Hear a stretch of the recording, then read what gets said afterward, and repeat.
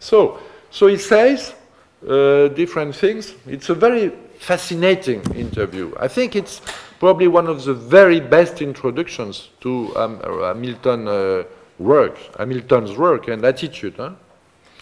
So he says different things. He says, for example, this about Popper.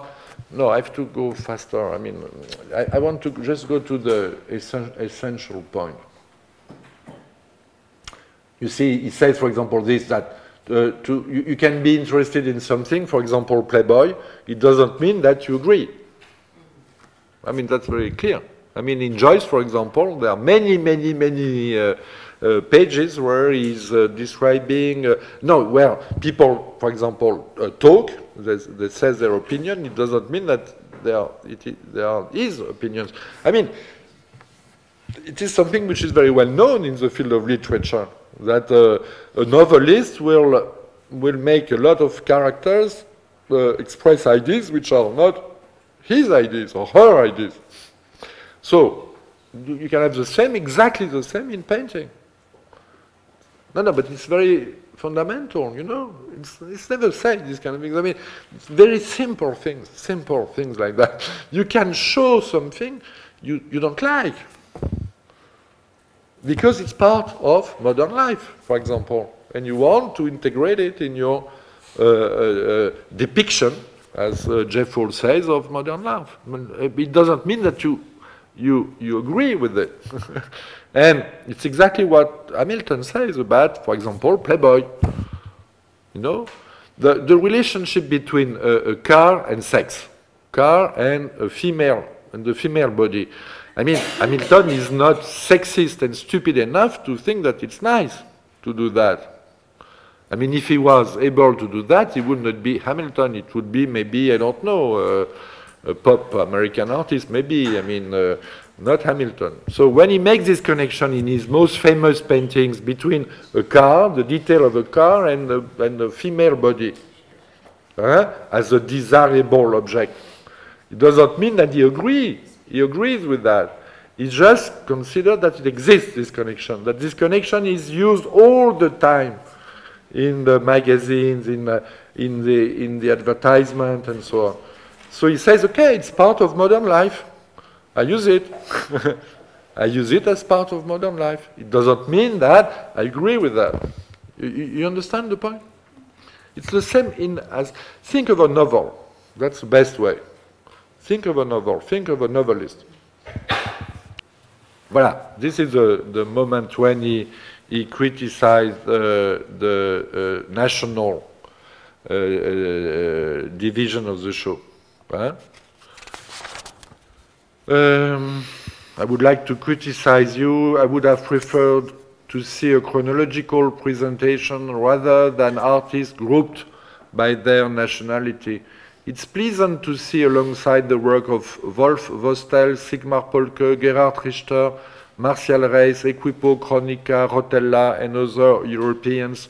But show all this in the national pavilion structure is not only horrible, but misleading. Odious. Yes, odious. So you see, it's an incredible, tough criticism. And it's exactly the feeling I had. And I read this afterwards. I was so happy, you know, so grateful to Hamilton. There is at least one artist who expressed it, you know. And I was already a great admirer of Hamilton, so it helped. It confirmed me in my position. It would be much more interesting to establish. It would have been much more interesting to establish connection by period or by affinity rather than by location. Discover side by side the paintings collages created in the 50s by Peter Blake and by Ray Johnson. Peter Blake, Ray Johnson, vous voyez. Et alors c'est vrai, Peter Blake in British art and Ray Johnson in American art, they were really bad in the show. Both. because they are not great artists. But when you put them together, they become much better. No, it's where a good show can be misleading, because a very good show, imagine this show done by Hamilton. Everything would have looked better, which can be a problem, because a very good show can, in a way, make things better than they are. The same here, you see, when he says, Peter Blake and Ray Johnson. You see? And then, at the end, that's also fantastic, when he says that Clive Barker should be presented as a precursor of Jeff Koons. That's very, very interesting. You know, I mean, you cannot really be fascinated by this. Well, it's really not great. But if you see this in relation with Jeff Koons, then it becomes at least very interesting on the level of culture, of migration of images, you see? So you see how a good artist is more intelligent than a critic. Can be really, really good, really, you know, really precise and really, you know, because he gets the feeling of things from inside, you know. He's not just, you know, he's going inside. Okay.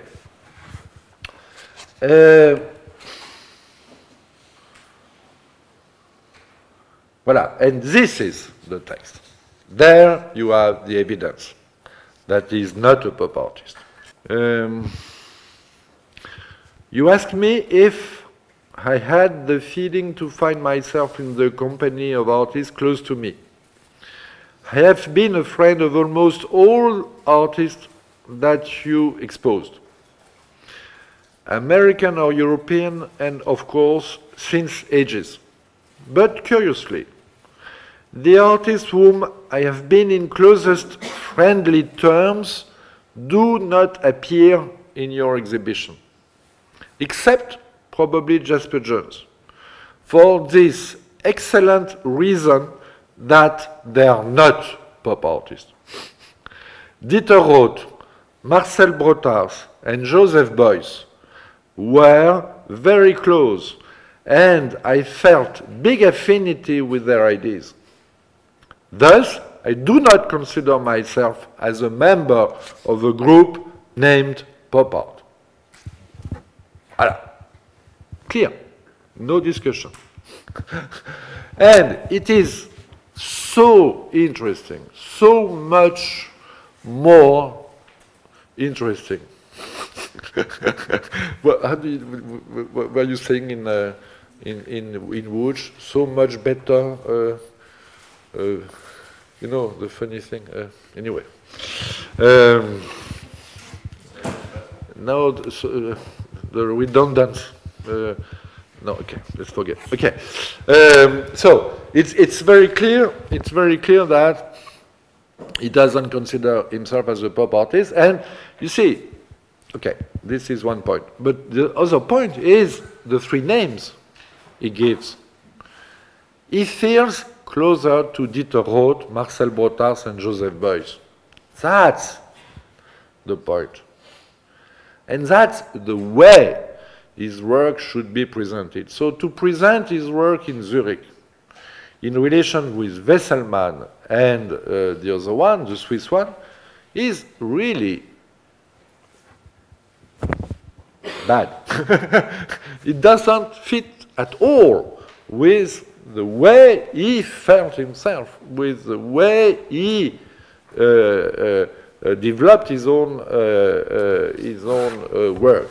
You see, so I am not just, you know, French always criticizing and so on. You know, I mean, there is really something there. You know, you have to forget most of the labels. The labels are bad. Most of labels are useless. Most of these words which are used in art criticism should be forgotten. to go back to the works. I repeat my first point. This is, in terms of methodology, I tell you it's number one.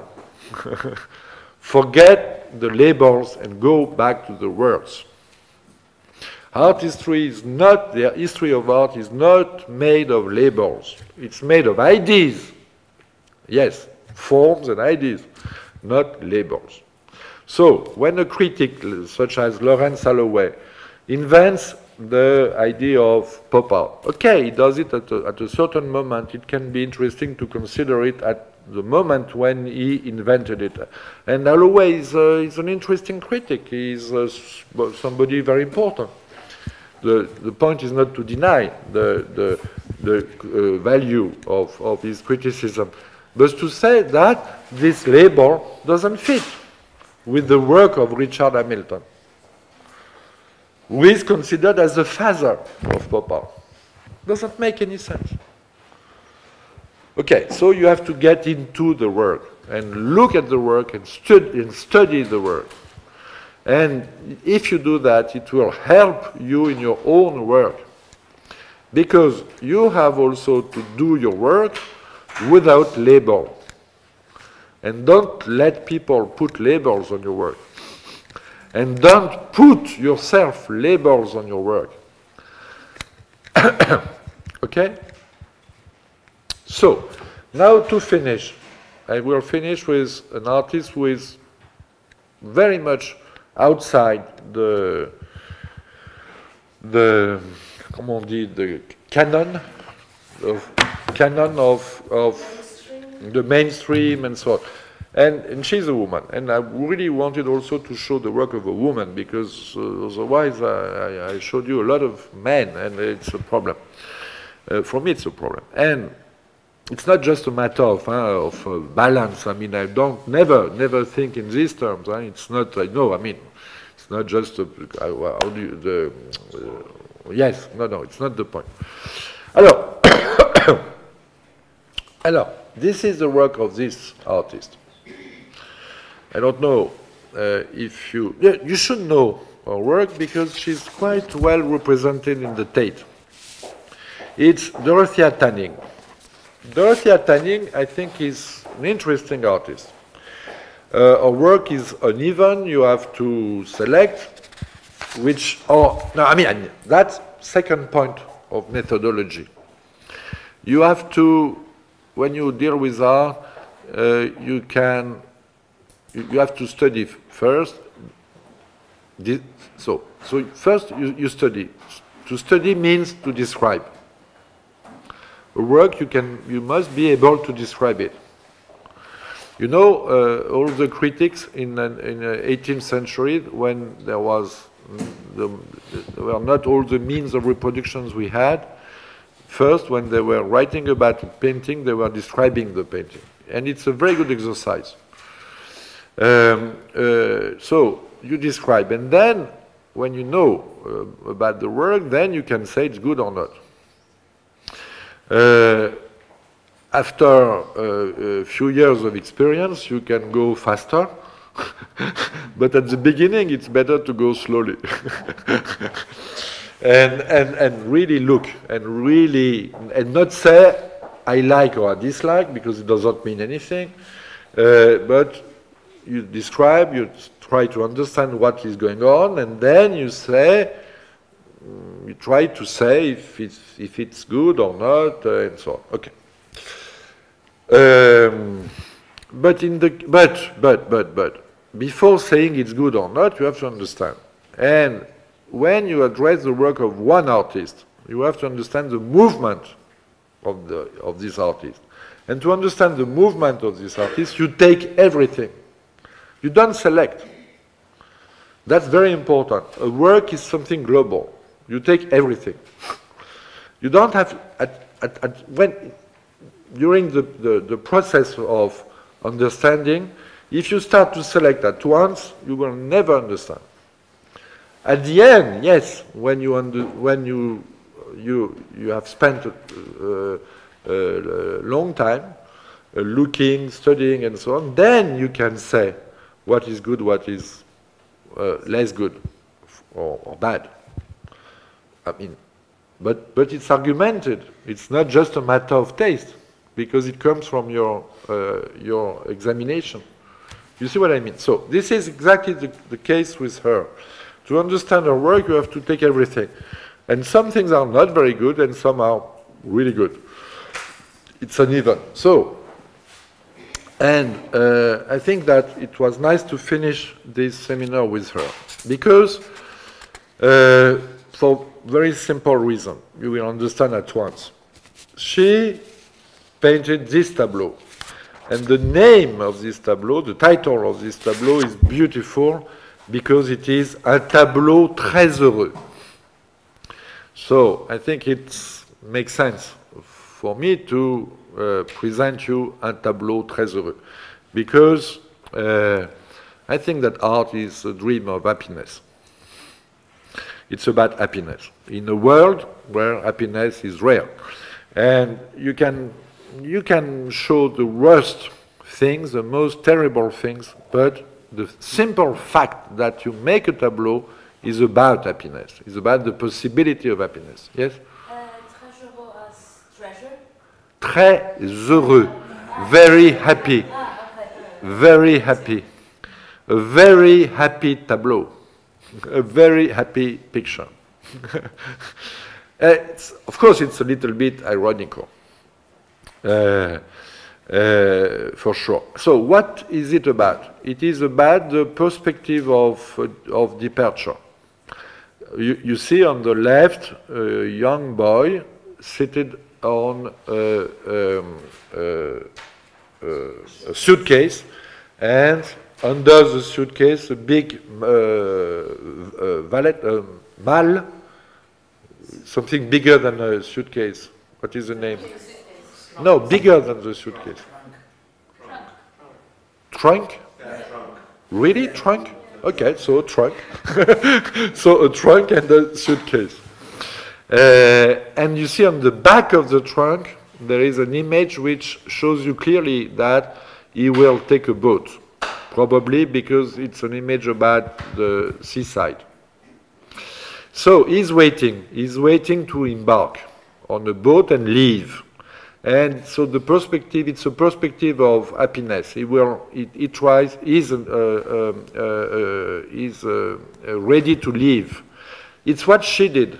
Dorothea Tanning, when she was young, left her family. She was born in a very remote little town, American little town. She was ready to die, and she had to leave, and she went to New York, and then Chicago first, and then New York, and then she discovered surrealism, and so on and so on and so on. Okay, so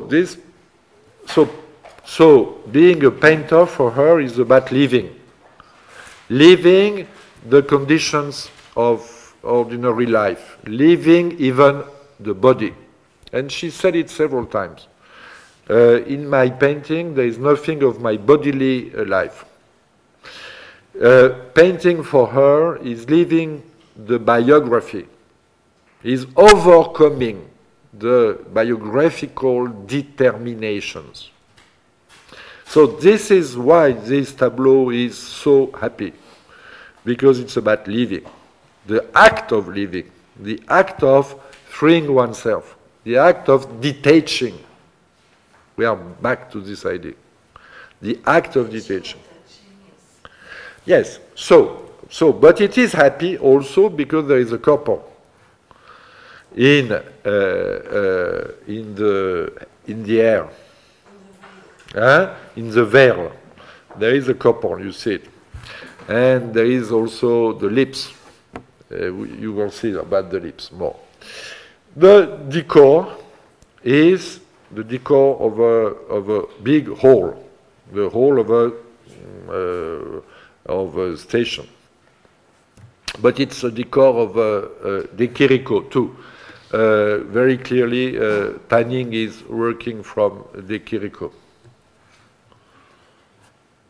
I'll show you a few examples of very typical spaces, I mean, by De Chirico, urban spaces by De Chirico. On the foreground of the painting by Dorothea Tanning, you have, you remember, you have an easel and a painting on the easel on the right-hand side. Huh? What is this about? It is about a chimney, some smoke. This is the kind of things you can find also in the Quirico, but never, you will never get this thickness of the smoke in the Quirico. Never. It's much more thin, much more stylized in the Quirico. Here it's very thick. So, what is it about? You see the shape of this smoke. I think it is absolutely about that. It is about nature. It is about there is a body there. I mean, there are bodies everywhere, huh, in Dorothea Tanning. Everything is becoming a body. Everything is in a process of embodiment. Every idea, every feeling, everything. But the body is always in a process of transformation, in a process of metamorphosis. Huh? So everything is becoming a body, and everybody is transforming itself. Huh? That's a double movement, always. And here you have this big smoke. And this big smoke reminds you of a body, and especially of these allegories of nature, which are the statues of Isis. Isis as nature, or Artemis as nature. I mean, so you see, I wanted to show you this also because of my idea of the model of nature as the model of complexity and the model of richness of life. Huh? So the tableau is also très heureux because there is this presence of a strong, strong feeling of nature. Nature as incarnated in a mythological figure, suggested, not represented but suggested. And it is of course about the mystery. Isis and the cult of Isis has always been associated with mystery. As you know, the religion of Isis was a religion, as we say, a mystère. At the end of Latin Empire, there were more and more. When you know Christianism started, you had also a lot of religion à mystère, as we say in French, and the key one was Isis. You get it back in Hölderlin, you know, I mean, in Romanticism. It's a huge story. And you have a beautiful book about that written by Jurgis Baltrushaitis. So you see, we are back to my only master, I must say, my master, the one who I really learned art history with, who wrote a book about the legend of Isis in Western culture. And you get it also in this book, another erudite, French erudite, Pierre Hadot. And in this book you will find this engraving by Fuseli, the Swiss and British artist. Fuseli, who was very influential in the training of Dorothea Tanning. I mean, when she's a perfect example of a self-trained artist, but very serious. And in her self-education, Fuseli was important. So, and you see, it's not by chance that there is this idea of enigma, of, you know, of Isis and so on. And then you have this very little detail of the lips, the red lips, and look at that. I love this idea. You see it? on both paintings. It's funny, no? It's funny. It's just a little joke, but it's so nice to see. I mean, that you have it in both paintings. Okay? It's even, you see it made better here.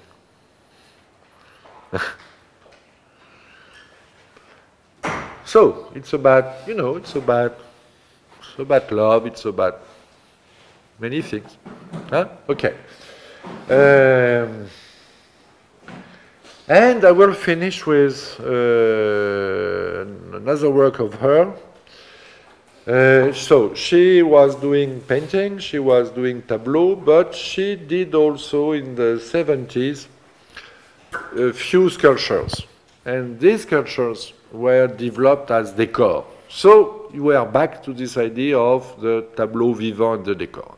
Just to tell you that there is maybe a kind of structure there. That in modern art, we have the tableau form, but we have also the decor. And so I don't remember how I called it, but I think I said that it was the other side, no? The theatrical side of the tableau form. So you have the tableau form and the kind of other side, which is the theatrical side. And you get exactly that in Dorothea Tanning. It's why I wanted to finish like on her. And look at that, and it's so beautiful. It is so beautiful. Look at that. Read this text. It's one of the most beautiful texts I've ever read of an artist telling a discovery of something. Telling how something appeared to her. You know, you remember Kandinsky, You remember Kandinsky. Now you have a second story of the same kind, but even more beautiful than Kandinsky. Somebody should read it in English.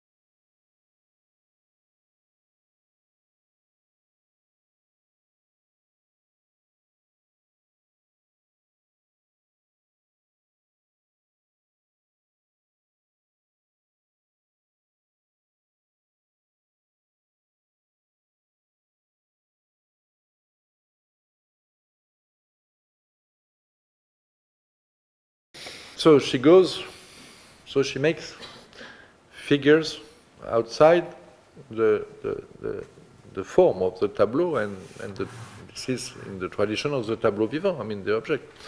Alors, yes, one thing. All this is about stuffing. It's really serious. She's American. Stuffing in American as well as in English is very important. I mean, stuff. I mean, you always talk about stuff, stuff. But stuffing is also about cooking, to stuff. Yes. And I mean, it's about stuffing.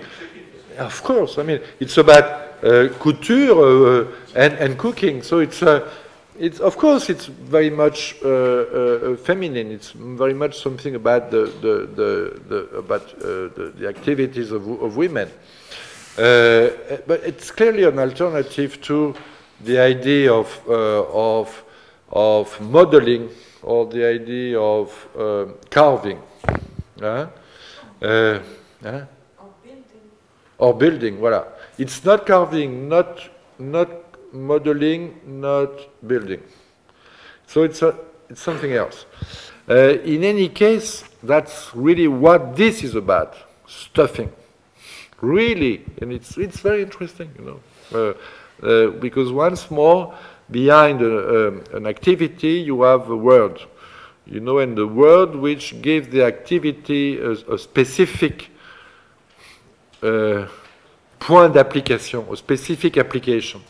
You see what I mean? Huh? The word gives the activity its application. You see what I mean? There is an activity. This activity is not verbal, for sure. Huh? The activity is not verbal. but the verbal definition, stuffing, which fits to some precise, which fits with a precise technique, but the word goes beyond. You see the technique, and the word with this richness gives the application of the activity beyond the technique. You see, it's why this also piece of writing is so important. It's why it is very important for you, artists, to write and know what is language and what is writing. You see, because that's the only way for you to find, not the only way, but one of the best ways to find the application of your activity, which is something else than the technique. Huh? Here it's a perfect example. You can find a better example. You have a technique, an activity, a visionary aptitude, which all of us have. We have, all of us. It's not something exceptional to have images, imagination, ideas, visions, and so on. So then there is a technique, stuffing, and the application of it through language.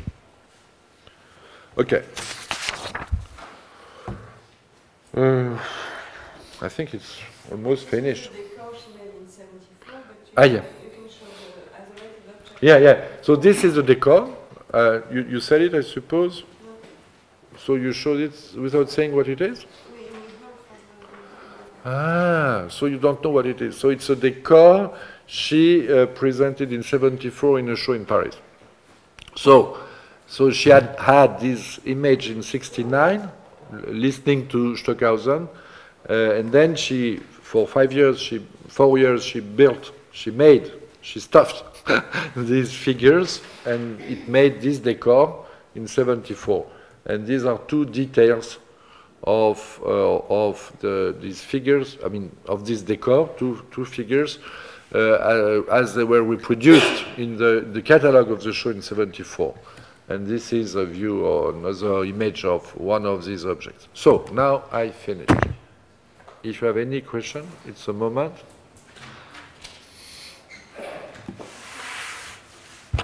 So you see, we are back to our structure, the tableau form and the other side. Okay? Good.